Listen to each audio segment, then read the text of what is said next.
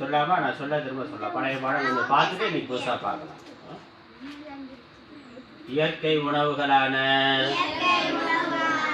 காய்கறி, கீரைகள், பழங்கள் போன்றவற்றை விரும்பி உண்ண பழகிக் கொள்வேன். பதப்படுத்தப்பட்ட உரைகளில் அடைக்கப்பட்ட உணவுகளை முடிந்தவரை தவிர்ப்பேன். உணவுகளை நன்கு மென்று ரசித்து ருசித்து சாப்பிடுவேன். ஒருவரின் குறைகளை தவறுகளை இன்னொருவரிடம் சொல்ல மாட்டேன். அன்பாக இனிமையாக உண்மையை மட்டுமே பேசுவேன். பொய் பேச மாட்டேன். அழகாக தெளிவாக எழுதுவேன், பேசுவேன். பிறர் மீது பொறாமை கொள்ள மாட்டேன். பெரியோரை மதித்து நடப்பேன். வீட்டிற்கு வரும் விருந்தினர்களை நன்கு உபசரிப்பேன். ஒழுக்கம் தவறிய தவறான செயல்களை ஒருபொழுதும் செய்ய மாட்டேன். சத்தம் குறைஞ்சு போச்சு. சில பேருக்கு எவ்வளோ சவுண்ட் வரணும். தீய குணம் உடையவர்களிடமிருந்து விலகி இருப்பேன். நற்குணங்கள் நல்ல பழக்க வழக்கங்கள் உடைய நல்லவர்களை நண்பர்களாக வைத்துக் கொள்வேன். எப்பொழுதும் எங்கும் வரிசையை கடைபிடிப்பேன். பிறரை முந்திக் கொண்டு இடித்துக்கொண்டு செல்ல மாட்டேன். அவசர தேவை உள்ளவர்களுக்கு விட்டு கொடுப்பேன். போன வாரம் நம்ம எழுதினது. போன வாரம் எழுதின மட்டும் திரும்ப ஒருக்கு சொல்லணும். எப்பொழுதும் எங்கும் வரிசையை கடைபிடிப்பேன். பிறரை முந்திக் கொண்டு இடித்துக் கொண்டு செல்ல மாட்டேன். அவசர தேவை உள்ளவர்களுக்கு விட்டு கொடுப்பேன்.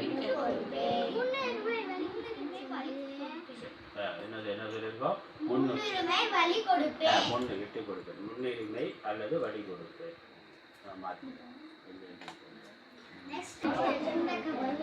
சரி, ஒருக்க சொல்லலாம். அர்த்தம் பார்க்கலாம். அப்புறம் பிரேக் கொடுக்கலாம்.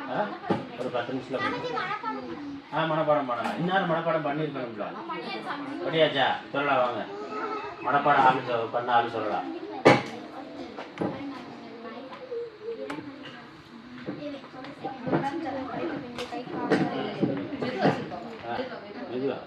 மலம் ஜலம் கழித்த பிறகு கை கால்களை கழுவுவேன். வாய் கழுவுவேன். விரல் நகங்களை அழுக்கில்லாமல் தூய்மையாக வைத்துக் கொள்வேன். சாப்பிடுவதற்கு முன்னும் பின்னும் கைகளை சுத்தமாக கழுவுவேன். வாய் அடங்குவேன். Very good, super. வாங்க வாங்க.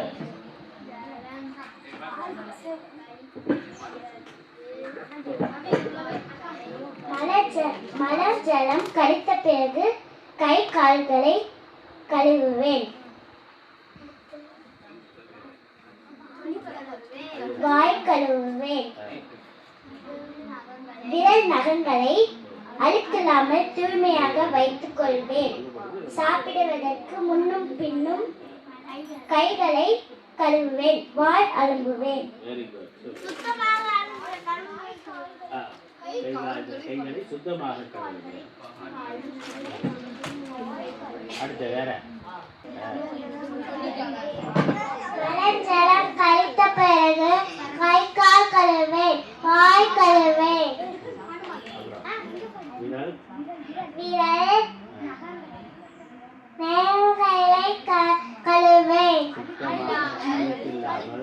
சுத்தமாக அழுக்கில்லாமல் கழுவேன் வைத்துக் கொள்வேன் சாப்பிடுவதற்கு முன்னும் பின்னும் கைகளை கழுவேன் சுத்தமாக கழுவேன் வாய் கழுவேன்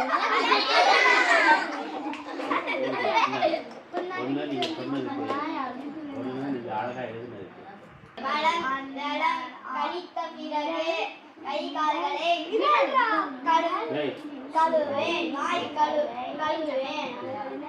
கழுவேன் விரல் நகங்களை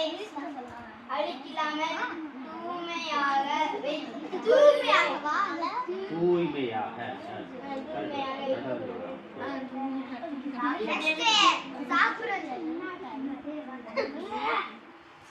சாப்பிடுவதற்கு முன்னும் பின்னும் கைகளை சுத்தமாக கழுவேன்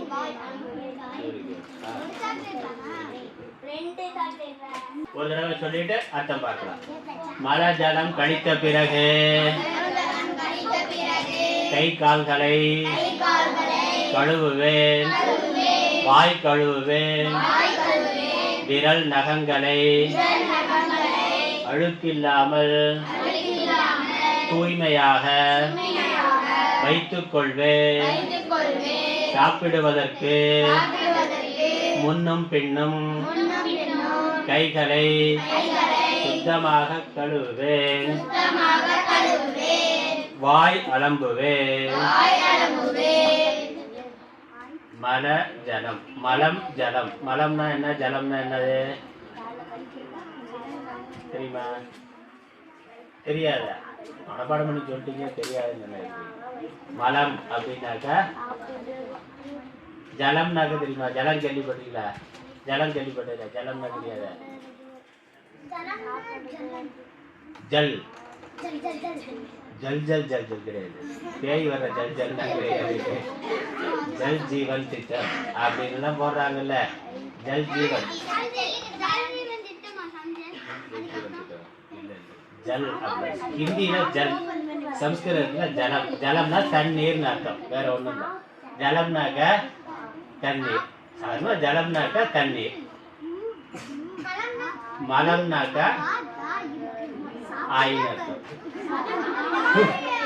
டூ பாத்ரூம் அர்த்தம் மல ஜலம்னாக்க ஒன் பாத்ரூம் டூ பாத்ரூம் ஒன்னு போனதுக்கு அப்புறம் டூ போனதுக்கு அப்புறம் அவ்வளவுதான் ஜலம்ங்கிறது இங்க சிறுநீர் மலம்ங்கிறது டூ பாத்ரூம் போன பிறகு ஒன் பாத்ரூம் டூ பாத்ரூம் அதானே அது தெரியும்ல ரைட்டு சரி அதனால டாய்லெட் போயிட்டு வந்தா கை கால் கழுவணும் அதான் விஷயம் டாய்லெட் போறோம்ல ஒண்ணுக்கு போனாலும் கழுவணும் ஒண்ணுக்கு போனாலும் கையும் கழுவணும் காலும் கழுவணும் கை கால் சாஸ்திரம் சொல்லி இருக்கு ஒண்ணுக்கு போனாலும் ரெண்டுக்கு போனாலும் கை கால் கழுவணும் சொல்லப்போனா டூ பாத்ரூம் போனா குளிக்கணும்னு சொல்லி இருக்கு ஆமா நமக்கு ஒரு நாளைக்கு ஒரு வேளை குளிக்கிறதே பெரிய விஷயமா இருக்கு அதனால போற போதெல்லாம் குளிக்க முடியாது அட்லீஸ்ட் கை காலாவது கழுவிக்கணும் நல்லா போயிட்டு அப்படியே வந்துடக்கூடாது டாய்லெட் போறோம்ல நடுவில் ரெஸ்ட் கவனி கை கழுவணும் கால் கழுவணும் அது நம்ம அப்படியே கோயிலுக்கு போறோம் இங்க இருந்து பாத்ரூம் போயிட்டு அப்படியே கோயிலுக்கு போறோம்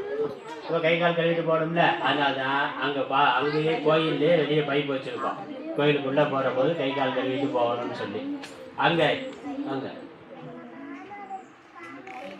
மாமாட்ட காமிக்க போறீங்களா சரி காமிச்சிட்டு வாங்க போங்க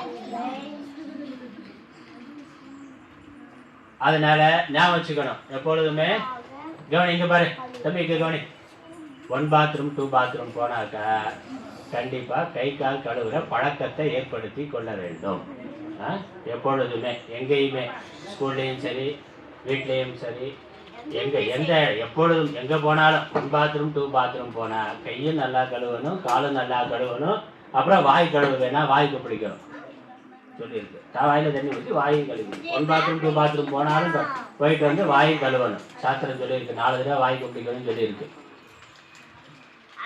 ஆமா ஒன் பாத்ரூம் போனா 4 தடவை டூ பாத்ரூம் போனா 8 தடவைன்னு சொல்லியிருக்கு அந்த அளவுக்கு இல்லைனாலும் வாய்க்கு பிடிக்கணும் அவ்வளவுதான் சாப்பிட்டாக்கா 16 தடவை சாப்பிட்ட பிறகு 16 தடவை வாய்க்கு பிடிக்கணும் சொல்லியிருக்கு வாய்க்கு பிடிக்கணும். அந்த அளவுக்கு வாய் வலிக்குமே. சாப்பிட்றதுக்கு மட்டும் வாய் வலிக்க மாட்டேங்குது, பேசுறதுக்கு வாய் வலிக்க மாட்டேங்குது. சரி, ஒரு தடவை 2 தடவையாவது கை கால் கழுவணும், வாய் கொப்பளிக்கணும். 1 பாத்ரூம் போனாலும் சரி, 2 பாத்ரூம் போனாலும். ரைட், நான் சொல்றது கவனி. மனப்பாடம் பண்ணணும், மனசுக்குள்ள மனப்பாடம் சொல்றது கவனி, அர்த்தத்தை கவனி. புரிந்ததா? இனிமேல் பண்ணணும். எப்போ போனாலும் சரி, எங்கே போனாலும் 1 பாத்ரூம் 2 பாத்ரூம் போனால் கை கால் கழுவணும், வாயும் ஒரு தடவை 2 தடவையாவது வாய்க்கு பிடிக்கணும். 1. அடுத்த பாயிண்ட், விரல் நகங்களை அழுக்கில்லாமல் தூய்மையாக. ரொம்ப நகத்தை வளர்க்காம அப்பப்போ வெட்டிடணும். இருந்தாலும் அது அதுக்கு நடுவில் அழுக்கு இல்லாமல் வச்சுக்கணும். விரலுக்கு மேலே நெயில் பாலிஷ் போட்டால் மட்டும் போதாது, உள்ள அழுக்கு இல்லாமல் இருக்கணும். மேலே நெயில் பாலிஷ் போட்டு மறைச்சிடுறது, உள்ள என்ன இருக்குன்னே தெரியாமல். அழகுக்கு நெயில் பாலிஷ் போடலாம், பரவாயில்ல, அது இடது சாப்பிட்ற கையில் போடக்கூடாது. அதில் உள்ள அழுக்கு இல்லாமல் சுத்தமாக இருக்கணும். ஏன்னா நம்ம கையில் தானே சாப்பிட்றோம். நம்ம கலாச்சாரம் வந்து கையில் எடுத்து சாப்பிட்றது தான். ஸ்பூனில் சாப்பிட்றது வெளிநாட்டில் வச்சுருக்கான். ஆனால் குளிர் பிரதேசத்தில் வந்து அவனுக்கு வந்து தண்ணி எப்போதும் சில்லுன்னு இருக்கும், அல்லது எப்போதும் சுடுதண்ணியே போட்டு இருக்க முடியாது. அதனால சாப்பிட்றதுக்கு முன்னாடி கை கழுவணும். கை கழுவுனாக்கா தண்ணீர் சில்லுன்னு இருக்கும். அதனால அதுக்கு பதிலாக கை கழுவுறதை விட்டுட்டு ஸ்பூனில் சாப்பிட வச்சுக்கிட்டான். அதனால தண்ணீர் வந்து சிக்கனமாக பயன்படுத்துறதுக்காக. அப்புறம் குளிர்ச்சியாக இருக்கும் தண்ணீர் வந்து குளிர் பிரதேசத்தில் அப்படி இருக்கும். அதனால ஸ்பூன்லையே கையில் சாப்பிட்றது நம்ம பழக்கம், நம்ம கலாச்சாரம் வந்து நம்ம இந்தியாவில் கையை நல்லா சுத்தமாக கழுவிட்டு கையில் எடுத்து சாப்பிடணும். அவ்வளோ. நம்ம கையில் நாம் மட்டும்தான் சாப்பிடுவோம். ஆனால் ஸ்பூனில் ஊரே சாப்பிடுறது. ஸ்பூன்னாக்கா அவன் ஹோட்டலில் வெளியே வச்சிருக்க ஸ்பூனை ஊரே சாப்பிடும். நமக்குன்னு பர்சனலாக தனியாக வச்சுருந்தா பரவாயில்ல. ஆனால் பொது இடத்துல இருக்கிற பொழுது பயன்படுத்துகிறான். அதை ஹைஜீனிக்கு நான் வெந்நீரில் போடுறேன் அது இதுன்னு சொல்கிறான். அதுக்கு நம்ம கை வந்து நமக்கான கை அது. அதனால் நம்ம நல்லா சுத்தமாக கழுவிட்டு சாப்பிட்றதுன்னு பழகிக்கும். அப்போ தான் கணிஞ்சு சாப்பிட முடியும். நம்ம சாப்பாடு எப்படி இருக்கு, அரிசி சாம்பார் ரசம் சாதம்லாம் இருக்குல்ல, சோறு இருக்குல்ல, அதை நல்லா பிணைஞ்சு சாப்பிடணும். ஸ்பூனில் பிணைய முடியுமா? அவன் வந்து நூடுல்ஸு அந்த மாதிரி அவன் சாப்பாடு ஐட்டம் வேறு. அதனால அதை வந்து ஸ்பூன்லேயோ குச்சியிலையோ எடுத்து சாப்பிடலாம், ஃபோர்க்கில் எடுத்து சாப்பிடலாம். நம்ம சாப்பிட்ற ஐட்டம் என்னது? சாம்பார் ரசம் மோர் சாதம் அப்படி வச்சுருக்குறோம். இல்லை தோசை இட்லி தோசை, அதுவும் நமக்கு எப்படி நல்லா பிணைஞ்சு அது நல்லா குழஞ்சி சாப்பிடணும். அதுதான் நல்லது உடம்புக்கு. வயிற்றுக்கு வந்து ஜீரணமாகிறது ஈஸியாகும். நல்லா பிணைஞ்சு அப்புறம் வாயில் போட்டு நல்லா மென்று சாப்பிட்டாக்கா சுவையாகவும் இருக்கும், உள்ள ஜீரணமாகிறதும் எளிதாக ஜீரணமாகும். அதனால பிசைகிறதுக்கு கையில் பிசைகிறதா வசதியாக இருக்கும். அதனால நம்ம பெரியோர்கள் நம்ம நாட்டில் பிசைஞ்சு சாப்பிட்றதுன்னு வச்சுருக்காங்க. ஆனால் கை கழுவிட்டு சாப்பிட்றதுன்னு வச்சுருக்காங்க. அதனால் வெளிநாட்டில் அவன் குளிர் பிரதேசங்கிறதுனால தண்ணீர் எப்பொழுதும் சில்லுன்னு இருக்கும். அதனால் எல்லாத்துக்கும் தண்ணி பயன்படுத்த மாட்டான். ரொம்ப குறைவாக தண்ணீர் பயன்படுத்துவாங்க. அது சில்லுன்னு இருக்கிறதுனால பயன்படுத்து. அவன் டாய்லெட் போனாலே பேப்பரில் தொடச்சிக்கிறான். அதானே? டாய்லெட்டில் வெளிநாடுகளில் டாய்லெட் போனாலே அவன் தண்ணீர் பயன்படுத்துறதுன்னா அது அவனுக்கு இதாக. ஏன்னா தண்ணீர் சில்லுன்னு இருக்கும். எல்லா சமயத்துலையும் வெந்நீரே போட்டு இருக்க முடியுமா? அதனால அவன் குளிர் பிரதேசத்தில் வேறு வழி கிடையாது. அதனால பேப்பரை வச்சு தொடச்சிக்கிறான்.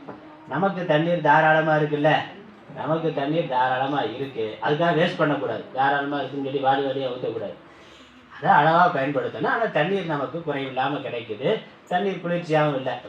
அந்த குளிர்காலத்தில் தான் கொஞ்சம் சில்லுன்னு இருக்குமே வெளியே, மற்ற சமயத்தில் நமக்கு வந்து அதனால தண்ணீர் இருக்கிறதுனால நம்ம கழுவணும், கை கால் கழுவணும், வாய்க்கு பிடிக்கிறதும் பண்ணணும்.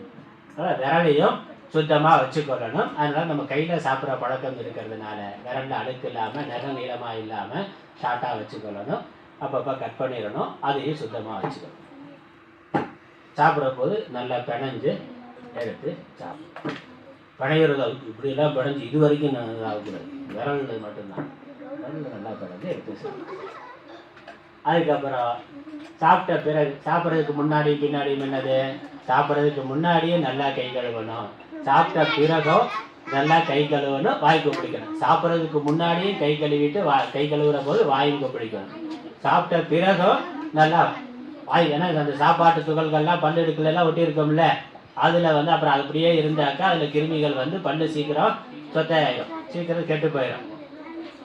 அதனால் சாப்பிட்ட பிறகு நல்லா வாய்க்கு பிடிக்கணும். வாயில் எதுவும் இல்லாமல் வாய்க்கு பிடிச்சி துப்பிட்டு அதுக்கப்புறம் தண்ணி குடிக்கணும். ரைட்டா?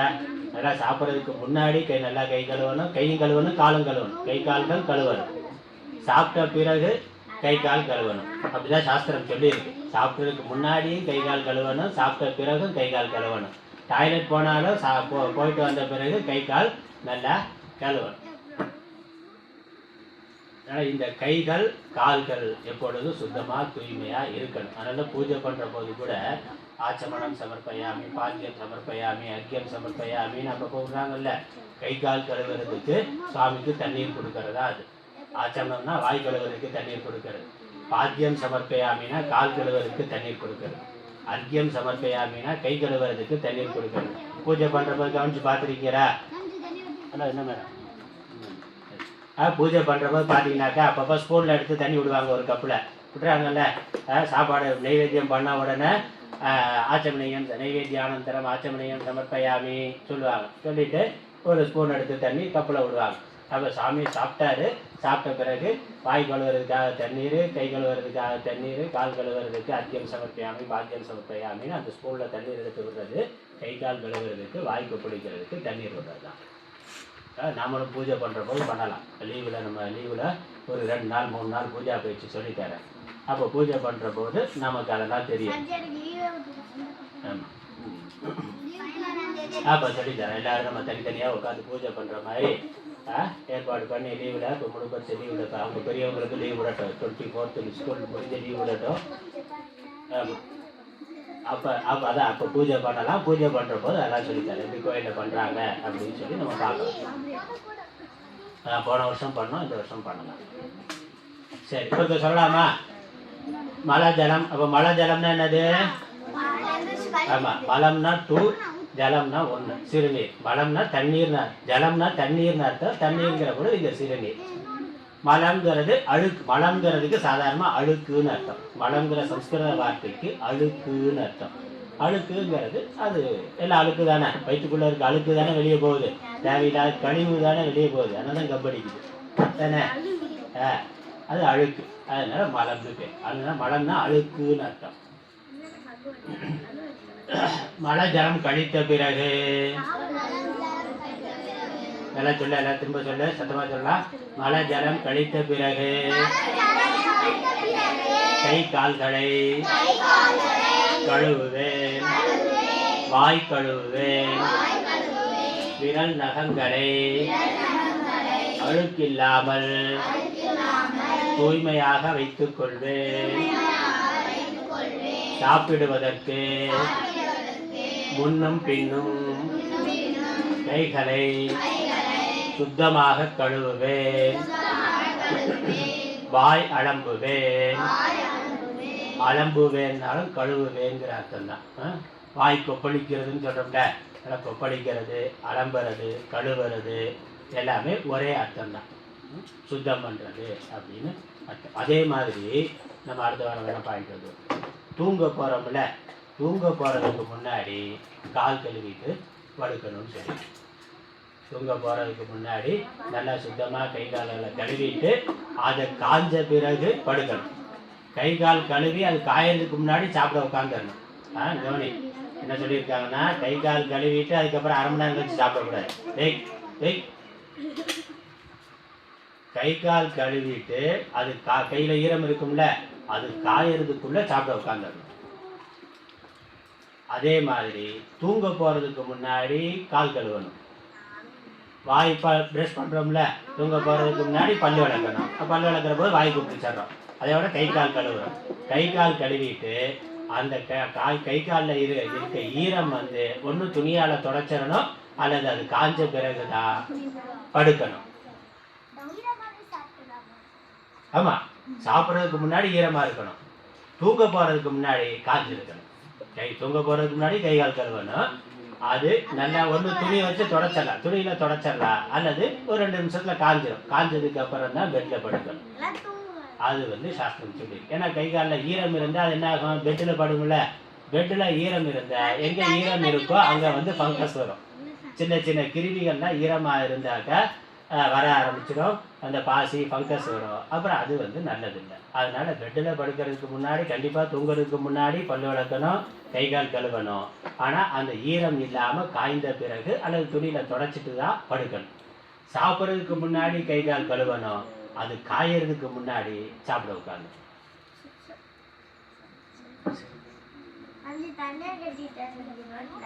ஒரு பிரேக் கொடுக்கலாமா? 5 நிமிஷம் பிரேக். ரெஸ்ட் ரூம் போகிறேன்னா போயிட்டு வாங்க, போயிட்டு வந்து பசில் பண்ணலாம், பசில் பண்ணலாம், கலரிங் பண்ணலாம், போயிட்டு வாங்க. ஒரு 5 நிமிஷம்.